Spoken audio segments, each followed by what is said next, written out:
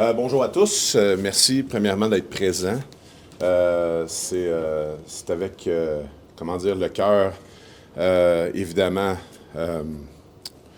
nostalgique, mais aussi heureux que j'annonce mon départ des Alouettes de Montréal. J'ai eu une très très belle carrière ici en tant que joueur, en tant qu'entraîneur. Mais suite à des discussions avec la famille, le temps après la saison et la réflexion qui s'est passée sur plusieurs années, puis je pense que même au niveau de l'organisation, les discussions que j'ai eues souvent avec Danny, avec Jason, à chaque année pour moi, c'était de savoir si je faisais une année de plus. Puis c'était une réflexion à chaque année pour moi. Puis cette année, j'ai passé le coup de fil, puis j'ai dit qu'il était temps pour moi de quitter le nid. Après, je crois, 17 années, si je ne me trompe pas. 16, 17? 17. Je sais pas, 17, OK. Bref, je ne les comptais pas, je les faisais compter. Je sens que j'ai donné tout ce que j'avais à donner. Puis que la vocation en soi d'entraîneur n'était pas nécessairement la dynamique de vie que je voulais, mais je sentais que mon aide était nécessaire à la fin de ma carrière de joueur, que je pouvais apporter l'épaule au jeu, puis comment dire, de continuer à faire tout en mon possible pour le succès de l'équipe, le succès organisationnel. Et après, maintenant, c'est 6 années, peut-être 7, je ne sais pas quoi non plus du nombre d'années que j'ai coaché. Il est temps pour moi de tourner la page, puis de voler de mes propres ailes. On sent, Luc, que tu combats les larmes avec raison. Qu'est-ce qui te rend le plus émotif?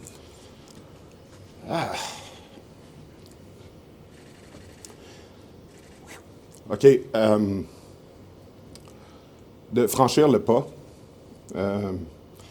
Puis, si je suis émotif en ce moment, ce n'est pas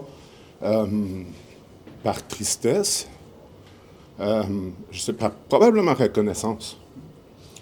Je suis reconnaissant envers l'organisation, envers Danny, évidemment, envers M. Pelado, envers Jason Moss. Puis je vais, comment dire, comme ça vient, envers les joueurs, les partisans, les membres des médias, vous également. Tout l'amour que j'ai reçu durant autant d'années, parce que en tant qu'athlète professionnel, en tant qu'entraîneur, dès que tu fais partie de cette industrie, si on veut, du spectacle, tu reçois énormément et tu essaies de donner autant, mais je pense que tu n'es jamais en mesure de totalement y parvenir. Donc, ce qui me rend émotif, c'est de savoir que, je mets le pied en dehors par moi-même, mais je suis extrêmement reconnaissant de toute cette aventure. Luc, Danny et Jason parlent souvent de c'est quoi être un alouette. Je pense pas qu'il y ait une personne qui représente mieux les valeurs d'être un alouette que toi. Tu es allé jusqu'à dormir dans le parking du stade olympique, dans les installations, dans les bureaux. Mm-hmm. Comment tu vas réussir un peu à tourner cette page-là? Comment tu penses que c'est possible pour toi de te dissocier un peu des autres?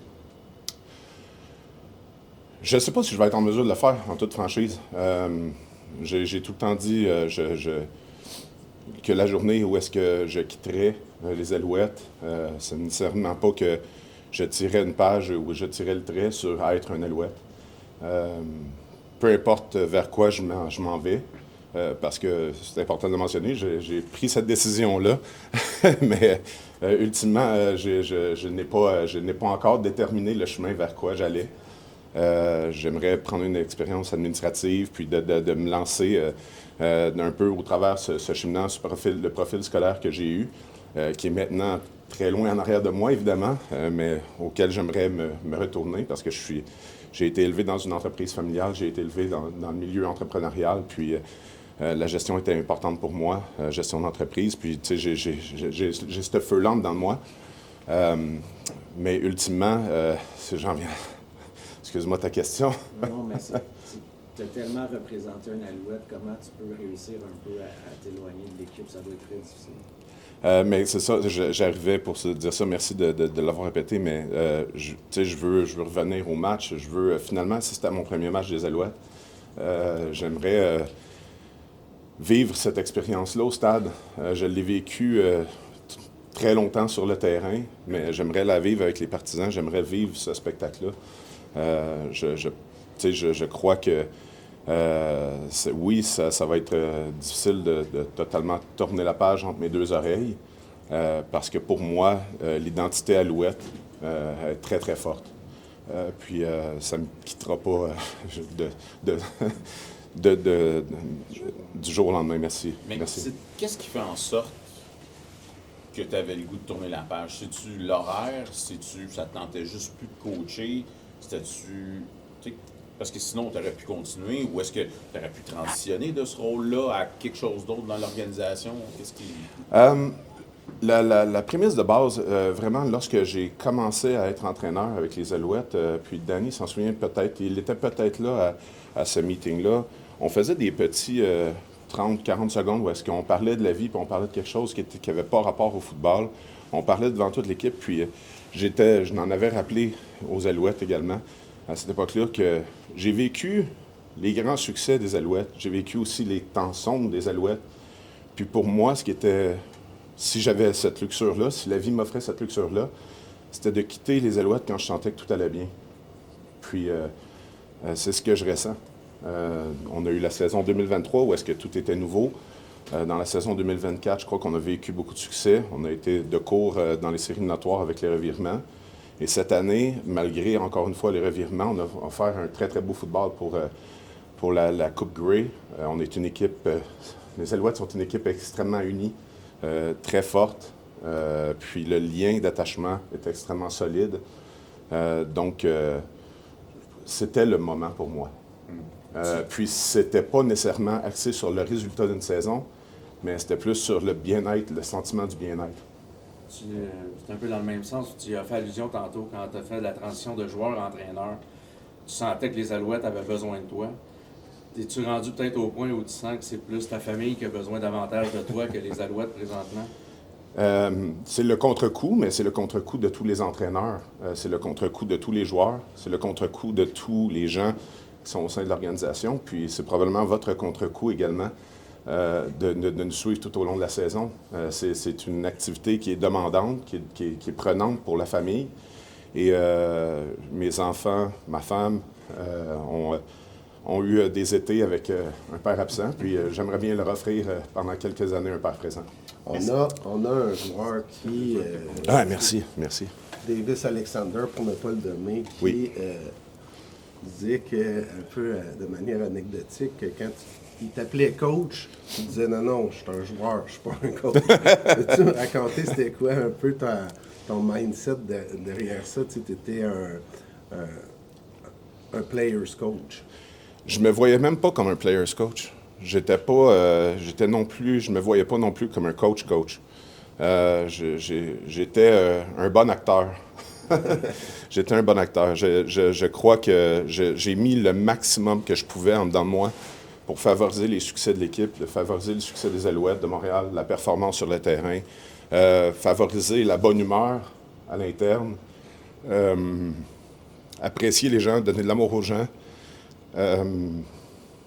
Donc, en ce qui a trait au X et au O, aux pratiques de tous les jours, comment exécuter le football, évidemment, je crois que j'étais exigeant, que je demandais beaucoup, que cette portion-là était là, mais je voulais tout le temps que ça se fasse dans l'amour, dans le respect, puis ultimement pour les succès des Alouettes de Montréal. Et la vocation coach, j'aurais pas fait ça pour n'importe quelle autre équipe de la Ligue. Malgré tout ça, est-ce que le métier d'entraîneur, l'image que tu t'en faisais avant de le devenir, est-ce que ça a répondu aux attentes que tu avais? C'était exactement ce que je croyais que c'était.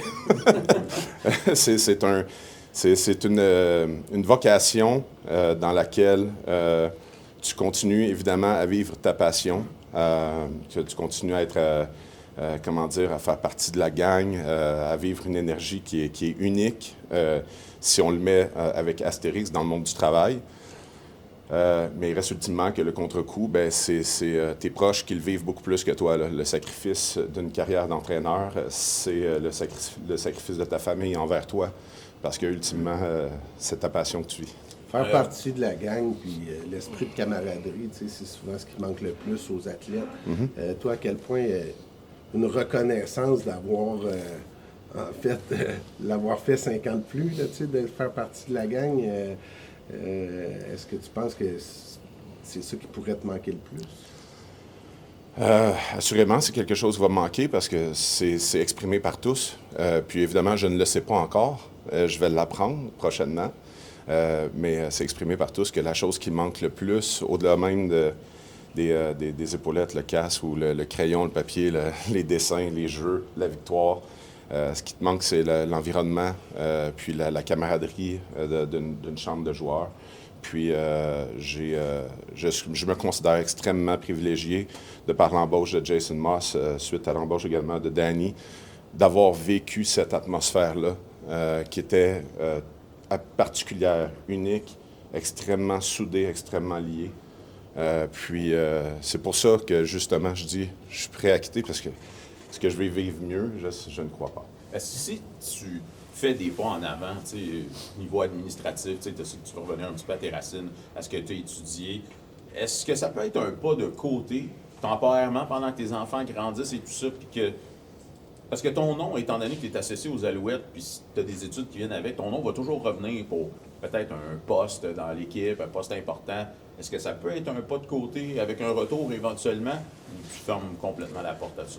Non, ça fait... Je vais être extrêmement transparent sur le sujet. Ça fait partie de mes ambitions de vie. Ça va faire partie de mes ambitions de vie. Mais la journée où ça va se produire, je me dois de me ressentir, de me sentir fort, qualifié, et où est-ce que je vais apporter une énergie et une poussée vers le haut pour l'organisation. Je ne le ferai pas par statut ou par ambition personnelle ou voler le pas. Je veux, au cas d'un retour avec les Alouettes de Montréal dans une position plus administrative, je veux que ce soit dans une formule dans laquelle je me sens fort, dominant, qualifié et prêt à performer. Si ma mémoire est bonne, quand tu as pris ta retraite de joueur, tu avais même dit « Un jour, je rêve d'être le président des Alouettes ». C'est encore le terme président que tu as en tête? Je pourrais pas devenir propriétaire. J'imagine que ça a été compliqué d'annoncer au reste de l'équipe, mais à Pierre-Olivier, Justin, Donnie, ça, comment ça a été, ça, de leur annoncer cette décision avec ce Bien, j'ai pris l'appel, j'ai pris le temps de les téléphoner puis de les remercier pour les belles années. Mais encore une fois, tu sais, pour moi, il y avait le côté travail, évidemment, le professionnalisme du travail. Donc, la relation qu'on a, c'est une relation qui va dépasser le monde du football. Ce sont des personnes avec qui on a investi tellement de temps les uns envers les autres que cette connexion-là va demeurer au fil du temps. Ça outrepasse, si on veut, le temps sur le terrain puis la game de football. Donc, oui, je leur ai annoncé mon départ, mais c'était pas l'abandon d'une amitié, c'était pas l'abandon d'une relation humaine. Donc, c'est juste une transition pour moi vers autre chose que le monde de l'enseignement du football. Mais ultimement, c'est pas la fin d'une relation. Puis mettons une curveball, ton plus beau souvenir avec les Alouettes.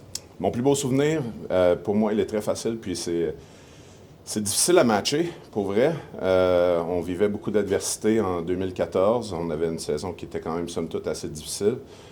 Puis en 2015, par la suite, ça a été encore une saison très difficile, mais si je vais vraiment du point de vue individuel, la journée de la naissance de mon fils, Noah, lorsqu'il est né, le 20 septembre 2015, de te lever à 8 heures, ma femme avait passé à ce moment-là pratiquement un mois, on approchait du mois et demi où est-ce qu'elle était 100% alitée à l'hôpital. Elle n'avait pas le droit de se déplacer ou quoi que ce soit. Puis je dormais dans la chambre avec elle et le matin à 8 heures, je me suis levé, puis il y avait je vais éviter tous les détails, là, mais bref, on avait besoin d'une césarienne d'urgence.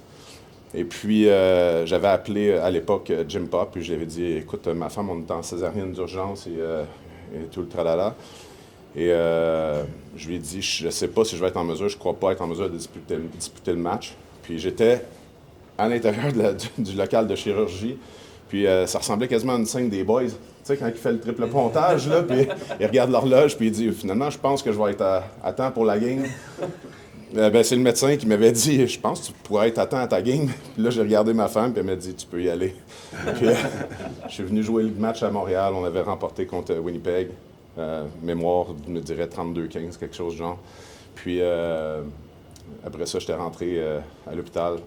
Mais tu sais, d'avoir une journée comme ça, c'était exceptionnel. De voir des policiers m'escorter dans la ville pour que j'arrive à temps au match parce que c'était le Tour de Montréal en vélo. Ou quelque chose du genre. Toutes les rues étaient barrées, puis il y avait ouvert une méchante journée de fou. Mais ça a été spécial. Sinon, évidemment, les meilleurs souvenirs propres au football, c'est les parades. Les parades de la Coupe Grey. Au-delà même de la victoire, du sentiment après la victoire, c'est la dose d'amour que tu reçois en une journée ici à Montréal. C'était exceptionnel. Parlant des parades, tu as toujours été très proche des partisans.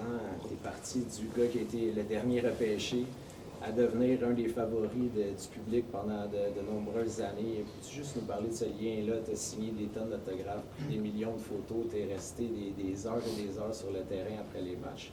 Oui. Ce lien-là, comment tu l'as vécu? Bien, encore une fois, c'est un lien particulier. J'ai tout le temps dit que la chose qui est la plus fascinante dans le monde, dans l'industrie du spectacle, c'est la dose d'amour que tu reçois. Puis quand tu te mets à quantifier la dose d'amour que tu reçois dans cette journée-là, que tu es dans le stade, puis que tu performes, tu es en train de vivre, toi, ta passion, encore une fois, ta passion, c'est le football. Fait que tu es chanceux d'avoir des gens qui viennent, qui se déplacent, puis qui veulent t'encourager au travers ce cheminement-là. C'est des gens qui ont vendu leur temps pour gagner de l'argent. Ensuite, qui ont pris leur argent pour s'acheter du temps dans un stade, venir t'encourager pour que toi, tu gagnes ton argent, que tu gagnes ta vie. Le système est assez fou, là. Donc, après une rencontre, de prendre le temps de remercier les gens, d'avoir des discussions avec eux, puis de parler de la vie en général, que ce soit de parler du match, de parler d'autres choses, parce que tu peux devenir au fil du temps également un confident. Avec l'ère de l'hyperconnectivité, il y a des discussions qui se passent aussi sur d'autres plateformes. De prendre le temps avec les gens, c'est quelque chose qui a toujours été important pour moi parce qu'eux ont pris le temps pour moi. Dans une prémisse où est-ce que je les connais même pas au départ. Donc, le système en soi est quand même fascinant. Écoute, c'est sûr que nous sommes déjà au courant depuis quelques jours. Je sais qu'on a échangé un appel la semaine passée qui a duré quelques minutes au téléphone, un appel difficile, je dirais, puis je sais même pas si on s'est salué à la fin parce qu'il n'y avait pas ni un ni l'autre disait grand-chose à la fin. Alors c'était un appel très émotif. Mais c'est quelqu'un que je pense que tout le monde dans l'organisation apprécie énormément. Tu sais, je dis souvent que dans notre métier, il y a des gens qui coachent cette game-là, qui sont des coachs, puis il y en a d'autres qui aiment se faire appeler coach. LBJ, c'est un coach. Okay? C'est un vrai. Right? Que ce soit sur le terrain, que ce soit à l'extérieur du terrain. Je peux te dire que même comme DG, il m'a facilité la vie parce que quand on avait des joueurs d'autonomes à cette position-là, c'était beaucoup plus facile de les mettre sous contrat à cause que LBJ était l'entraîneur. Alors, moi, je vais aller même plus loin. Je ne sais pas si LBJ se rappelle, mais quand j'étais à l'Université de Montréal, je l'ai appelé parce que j'avais un poste qui était disponible. Puis il m'a fait comprendre ce jour-là que s'il coacherait, il coacherait pour les Alouettes. Puis c'est tout. Puis quand j'ai eu l'opportunité de retourner chez les Alouettes, de le voir ici, puis de voir tout ce qu'il a vécu, parce que lui, il l'a vécu là, de toutes les façons, là, que ce soit comme joueur, comme entraîneur de la ligne à l'attaque, des moments plus plaisants que d'autres. Puis le fait qu'il se présentait tous les jours avec la même énergie, la même passion, puis tu voyais que le logo des Alouettes était tatoué sur son corps, je voulais gagner avec lui. Puis aujourd'hui, même si c'est une journée difficile, de savoir que j'ai eu la chance de gagner un championnat, une Coupe Grey avec LBJ. Tu sais, quand je dis il y a du closure dans ma vie, là, parce que je voulais gagner un championnat avec les Alouettes de Montréal, mais de le faire avec LBJ, c'est du closure. Est-ce que c'est le côté le plus ingrat d'un DG de perdre des coachs? C'est toujours difficile, en particulier quand on a des bons. Puis quand on regarde notre staff d'entraîneurs, c'est ça la raison. Quand même, quand Jason était engagé, il dit Jason, on a des bons à l'interne. Il faut que tu passes du temps de les connaître un petit peu avant de prendre une décision si tu vas continuer avec eux ou non. Mais je peux te dire qu'on a des bons. Puis quand on a des bons, puis il y en a quelques-uns qui quittent pour plusieurs. Quoi que ce soit de raison, c'est sûr que c'est difficile de les remplacer. Alors là, on a tout un mandat, là, de défi de le remplacer. Mais je suis content. Je suis content quand il quitte pour des décisions, que ce soit familiales ou peut-être il peut s'améliorer leur cas avec des positions un petit peu plus attrayantes ailleurs. Alors, ça veut dire qu'on fait des bonnes choses ici. Ça veut dire que l'organisation s'en va dans la bonne direction.